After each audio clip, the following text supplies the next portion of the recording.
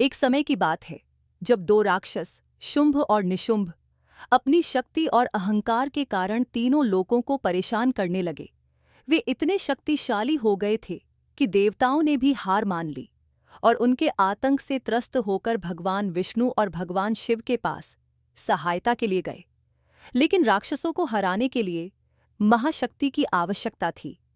तब सभी देवताओं ने अपनी सामूहिक शक्ति से देवी दुर्गा का आह्वान किया। देवी दुर्गा ने इन राक्षसों से युद्ध किया, लेकिन शुंभ और निशुंभ के सेनापतियों में एक था रक्तबीज। रक्तबीज का एक विशेष वरदान था।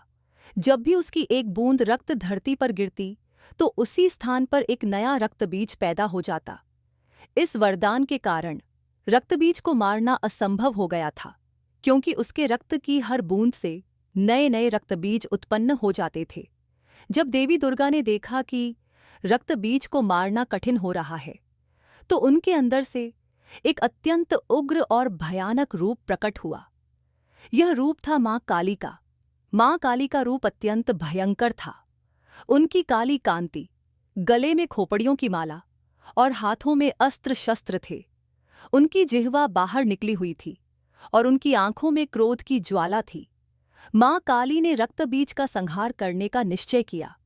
वे जैसे ही रक्तबीज को मारतीं, उसके रक्त को अपनी जिह्वा से चूस लेतीं, ताकि उसका रक्त धरती पर न गिरे और कोई नया रक्तबीज उत्पन्न न हो सके।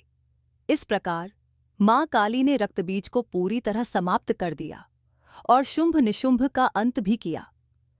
मां काली का क्रोध इतना प्रचंड था कि उन्होंने शत्रुओं का संहार करते हुए विकराल नृत्य शुरू कर दिया। उनके इस नृत्य से सृष्टि के विनाश की संभावना बढ़ गई थी। तब सभी देवता भगवान शिव के पास पहुंचे और उनसे मां काली को शांत करने का अनुरोध किया। भगवान शिव ने मां काली के क्रोध को शांत करने के लिए खुद को उनके मार्ग में लेटा दिया। जब मां काली का पैर भगवान शिव के ऊपर पड़ा तो उन्हें अपनी गलती का एहसास हुआ और उनका क्रोध शांत हो गया।